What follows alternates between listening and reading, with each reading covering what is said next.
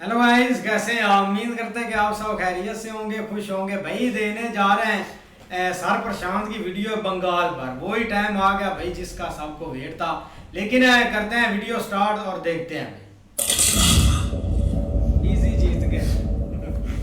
नमस्कार, welcome to career 247 Prashant Dhawan. Now जैसे कि आप लोग जानते हैं, रिसेंटली भारत के 4 राज्य और एक यूनियन टेरिटरी के इलेक्शन रिजल्ट्स घोषित किए गए हैं। आज ही काउंटिंग और काफी हद तक जो रिजल्ट्स हैं क्लियर हो चुके हैं। वेस्ट बंगाल में बीजेपी जीत रही है और बाकी स्टेट्स और यूनियन टेरिटरी में भी इस वक्त काउंटिंग चल रही है। इंटरेस्टिंग बात यहाँ पर देखने की ये है कि बांग्लादेश जो इंडिया का एक बहुत ही इंपॉर्टेंट नेबर है, यहाँ पे बहुत क्यूरियोसिटी के साथ देखा जा रहा है कि वेस्ट बंगाल में क्या हो रहा है। यूजुअली आप अगर देखें तो हम डोमेस्टिक पॉलिटिक्स की इतनी बात करते नहीं है, बट सिंस यहां पर बांग्लादेश के इंटरेस्ट डायरेक्टली इन्वॉल्व हो जाते हैं, बांग्लादेश का मीडिया इस वक्त ऑब्सेस्ड है कि वेस्ट बंगाल में किस तरीके से बीजेपी जीत रही है और मोस्ट प्रोबेबली बीजेपी का चीफ मिनिस्टर यहां पे बनने वाला है। इसका इंपैक्ट इंडिया बांग्लादेश रिलेशंस पे क्या होगा, वेस्ट बंगाल में जो इलीगल इमिग्रेंट्स है उनके अगेंस्ट क्या एक्शन लिया जाएगा, बॉर्डर पे क्या होगा, इसको लेकर बहुत सारे सवाल पूछे जा रहे हैं इन बांग्लादेश। और हम इस वीडियो में इसी टॉपिक पर बात करेंगे कि why is Bangladesh worried, Bangladesh के मेन कंसर्न्स यहां पर क्या हैं। कुछ ही दिन पहले बांग्लादेश के एक मेंबर ऑफ पार्लियामेंट है अख्तर हुसैन,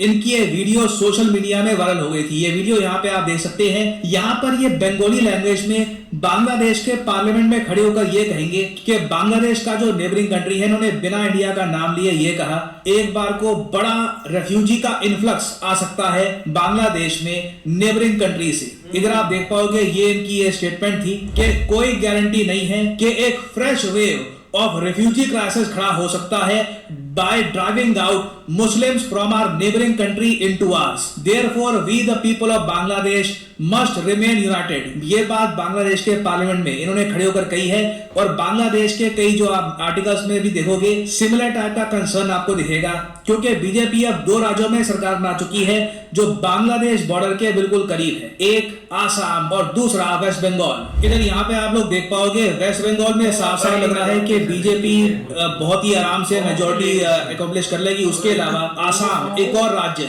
जिसकी एक बहुत बड़ी बॉर्डर है विद बांग्लादेश, यहाँ पर भी बीजेपी आराम से मेजॉरिटी क्रिएट कर रही है। और आप अगर बीजेपी के लीडर्स का देखो तो उनका काफी लंबे समय से ये कहना है कि जो इलीगल इमिग्रेंट्स भारत में आ चुके हैं, इस इशू को रिजॉल्व करना बहुत ही ज्यादा इंपॉर्टेंट है। और आसाम में तो बीजेपी ने अपने मैनिफेस्टो में ये बात बोली भी है कि ये लोग immigrants expulsion from Assam act 1950 इसको फाइनली लागू करेंगे, जो लंबे समय से डोरमेंट पड़ा हुआ था कई दशकों तक। यहाँ पे आप देख पाओगे जो आसाम के चीफ मिनिस्टर हैं हिमंता बिस्वा शर्मा, इन्होंने ये कहा है कि BJP will completely unleash a legal battle against illegal encroachers in our forest and other land and we will evict and secure the last inch of our lands from the clutches of Bangladeshi infiltrators. Now ये बातें इन्होंने election में बोली है और इसी basis पे साफ साफ लग रहा है कि इनको काफी ज्यादा वोट मिले हैं in West Bengal and in Assam. दोनों स्टेट्स में इलीगल इमिग्रेशन एक बहुत ही बड़ा इशू बन चुका है और बांग्लादेश इस बात को लेकर बहुत कंसर्न है। ऑलरेडी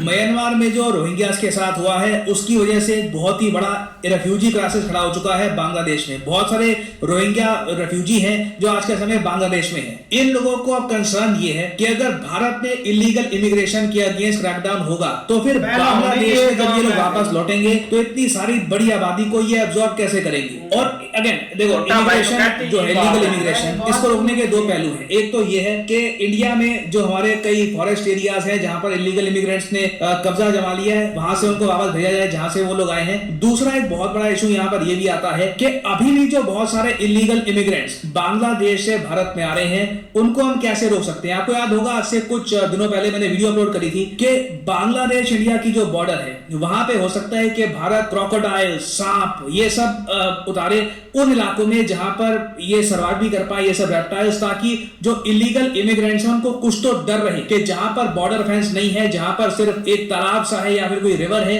बस उसको वो क्रॉस करके नहीं आ सकते, वहां पे क्रोकोडाइल या फिर सांप भी हो सकता है। और अगेन इस चीज को इंटरनेशनल मीडिया ने भी कवर किया है। India is considering a controversial new approach to border security using snakes and crocodiles to deter undocumented migration along parts of its border with Bangladesh.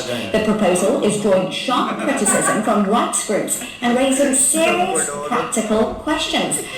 अब ये इस टॉपिक पर जो मैंने वीडियो बनाई है उसमें इन डिटेल बताया था कि ये जो एक आइडिया है ये वैसे एक डोनाल्ड ट्रंप का आइडिया था। उन्होंने सोचा था कि मैक्सिको बॉर्डर पे ये सब करेंगे, बट इंडिया बांग्लादेश बॉर्डर आज के समय इंटरनेशनल मीडिया भी प्रॉपर्ली कवर कर रहा है, क्योंकि क्वेश्चन यहाँ पर यही है कि इंडिया इस प्रॉब्लम को सॉल्व कैसे करेगा। सिंस पहली बार वेस्ट बंगाल और आसाम दोनों जगह ऐसी स्टेट गवर्नमेंट्स होंगी जिनका मुद्दा है कि इलीगल इमिग्रेंट्स कम करने हैं राज्यों में, तो इनकी पॉलिसी क्या होने वाली है और इसका डायरेक्ट इम्पैक्ट बांग्लादेश के लिमिटेड रिसोर्सेज पे क्या होगा। और आप अगर देखोगे तो बांग्लादेश ने रिसेंटली कुछ दिन पहले प्रोटेस्ट किया था आसाम के चीफ मिनिस्टर की एक ट्वीट का। ना ये जो ट्वीट थी ना, ये अपने आप में कुछ लोग इसको डिफेंड भी कर रहे हैं, कुछ लोग ये भी कह रहे हैं कि बांग्लादेश ओवर रिएक्ट कर रहा है। मैं यहाँ पे वैसे आपसे पूछना चाहूंगा कि आपके हिसाब से जो भी मैं आपको दिखाऊंगा कि आसाम के चीफ मिनिस्टर ने क्या कहा है, do you think it is right और रॉन्ग, लिखिएगा कमेंट सेक्शन में। मैं जानना चाहूंगा आपका ओपिनियन। बेसिकली आसाम के चीफ मिनिस्टर ने ट्विटर पे पोस्ट किया कि जो रूड लोग होते हैं ये सॉफ्ट लैंग्वेज नहीं समझते।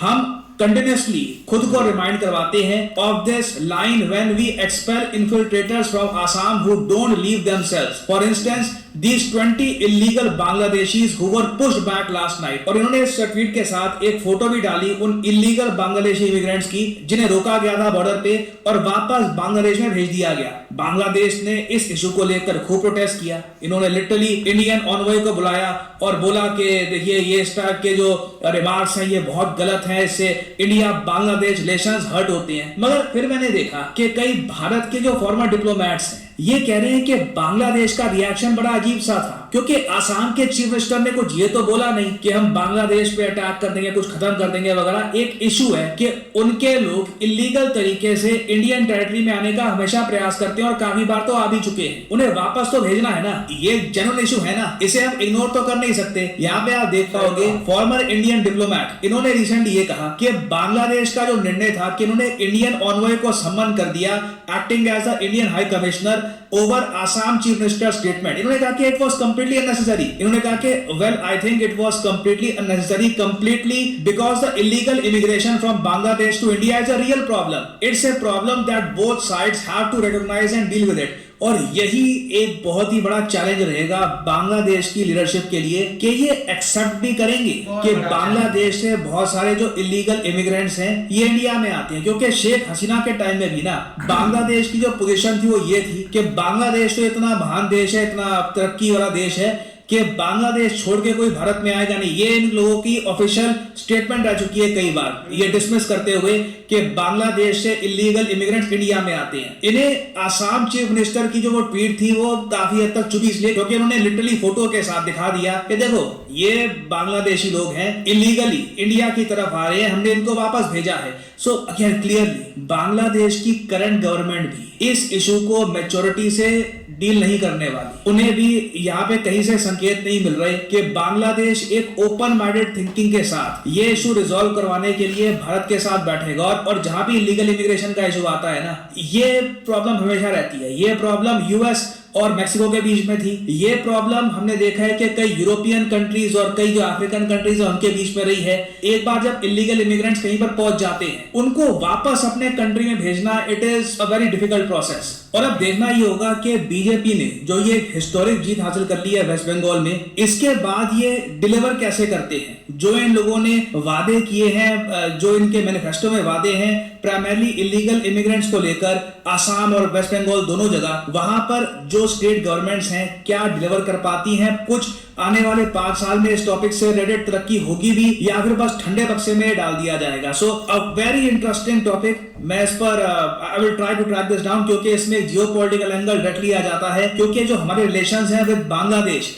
ये इससे डायरेक्टली अफेक्ट होते हैं। So a lot of development is yet to happen. कुछ अपडेट्स आती हैं तो मैं आप लोगों के लिए अपडेटेड वीडियोस बाद में ले आऊंगा। पिछले 2 महीनों में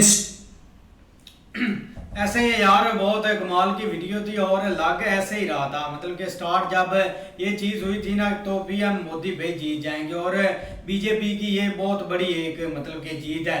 लेकिन इसका भाई जो असर है ना वो हर तरफ आप फैलेगा, खास करके बांग्लादेश में इसके रिएक्शन आपको देखने को मिलेंगे, क्योंकि बांग्लादेश पहले ही बहुत एक मुश्किल एक हालात से गुजर रहा है, और ऊपर से अगर ये चीज़ है और ये कन्फर्म है भाई बीजेपी हुकूमत में अब आ चुकी है बंगाल में, और उनका फर्स्ट पॉइंट ही भाई ये है जो गैर कानूनी मतलब कि कानूनी तरीके से आते हैं ना बांग्लादेश से इधर वेस्ट बंगाल में, तो उनको भाई पीछे मतलब के भेजना, तो वो चीज़ मुझे लगता है कि उनका फर्स्ट पॉइंट है।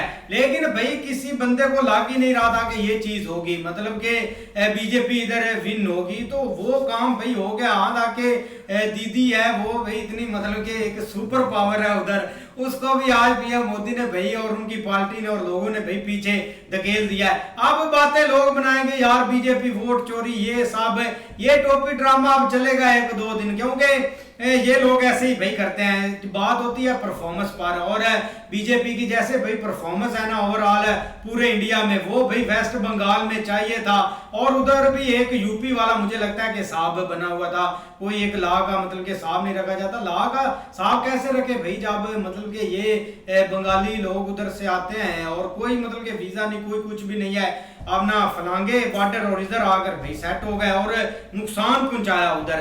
अब सबसे बड़ी बात भाई ये है कि बीजेपी इधर राज करेगी अब ना, और उनकी बहुत बड़ी भाई जीत हुई है, मतलब कि लीड उन्होंने काफी दी है उधर से भाई। वाकई जीत तो भाई उनकी बहुत अच्छी हुई है। बाकी यार जब पहले से यही पता था कि बीजेपी जीतेगी, जैसे भाई क्राउड था, सारी चीजें थी, जितने भाई उनके साथ अवाम थी, इतना भाई बढ़िया इस्तकबाल मोदी साहब का हुआ, और जो वहाँ पे जहाँ पे भी वो जाते थे इतनी भाई आवाम आती थी, और उनके भाई जब इंटरव्यू लिए जाते थे ना तभी वो भाई वहां से पता चल रहा था कि इस बार जो है ना बीजेपी जो है ना वो विन करेगी, और विन किया भी है।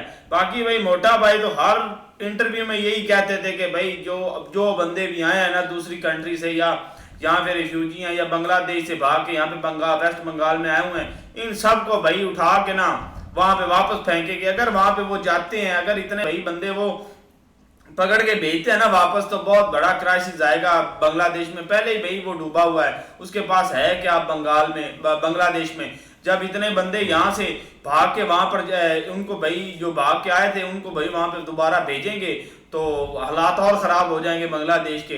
बाकी भाई बीजेपी भाई विन कर गई है। भाई वीडियो बहुत अच्छी है, ये चीज़ देखे कि बीजेपी ने जीतना तो यही था, क्योंकि उन्होंने की कोशिश यही थी, क्योंकि जो झुरलू उन्होंने फेरा है ना, ऐसा झुरलू हमने पूरी ज़िंदगी में नहीं देखा। ये बीजेपी ने ऐसा झुरलू फेरा है, क्योंकि ममता को हराना इनके लिए बहुत बड़ा चैलेंज था, सबसे ज़्यादा जो बड़ा चैलेंज था। मैं बोलता हूँ अगर मोदी भी उसके खिलाफ खड़ा हो जाता वो भी हार जाता, अगर फेयर एंड फेयर इलेक्शन होता।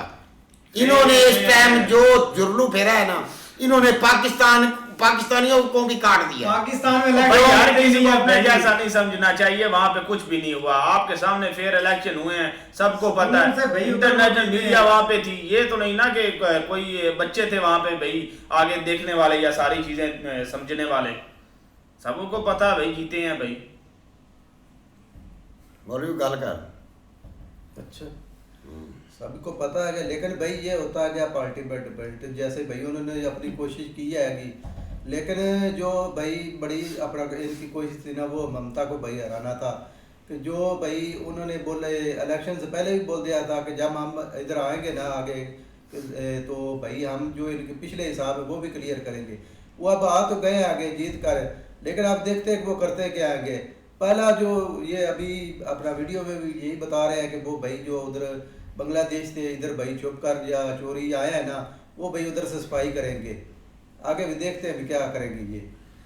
नहीं बिल्कुल ऐसे ही है, लेकिन देखो ना यार हम जो मर्जी समझ करें, क्योंकि हमारा ज़हन ही बना हुआ है कि जिस तरह के इलेक्शन हम खुद इधर फेस करते हैं ना, तो ऑल ओवर सेम चीज़ जो है ना वो बाकी कंट्रीज में होती है। तो वो थोड़ा सा डिफरेंस इस तरह है क्योंकि 15 साल से वो पीछे उसकी हुकूमत चलती आ रही है, और जो प्रॉब्लम्स है ना वो बंगाल है, वेस्ट बंगाल में बहुत ज़्यादा थी, जिसमें सबसे बड़ा मसला नो डाउट के एक इमिग्रेंट्स का था, क्योंकि जिस हद तक एक चाहिए था कि उनको रोकते, वो भाई उस हिसाब से स्टेप्स नहीं लिए गए। क्योंकि जब बांग्लादेश में लास्ट पीछे क्राइसिस आया तो उस वक्त बहुत सारे लोग उधर से आए और उसको रोकना ज़रूरी था, लेकिन उसके लिए कोई एक स्टेप नहीं लिया गया। उसकी वजह ये है कि भाई जो है ना वो ज़्यादा नफरत इसलिए बढ़ी है क्योंकि बांग्लादेश ने बाद में इंडिया के खिलाफ बहुत सारे जो है ना वो पॉइंट स्कोरिंग कह लें या जो भी कह लें इस तरह के करके ना उन्होंने बहुत गलत स्टेप लिया ना कि जो है ना वो बिल्कुल एक बांग्लादेश 71 से इंडिया उनका लाया था और हर तरह से उन्होंने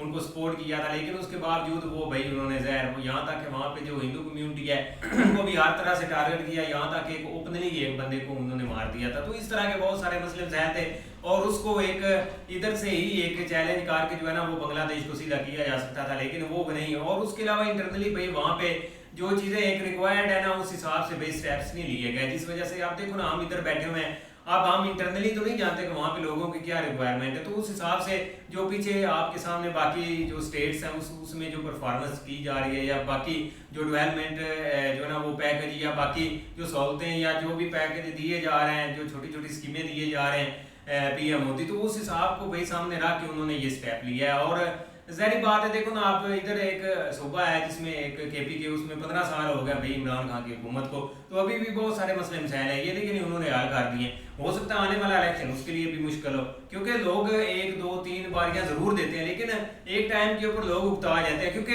मसाइल जो है ना उसका हार जाते हैं, वो उस हिसाब से भाई वो नहीं डिलीवर कर पा रही थी, इस वजह से भाई लोगों ने इस दफा थोड़ा सा चेंज मारा है और कोई वजह नहीं है, लेकिन वो हमारा एक ज़हन ही इस तरह का, हम आप क्या कर सकते हैं।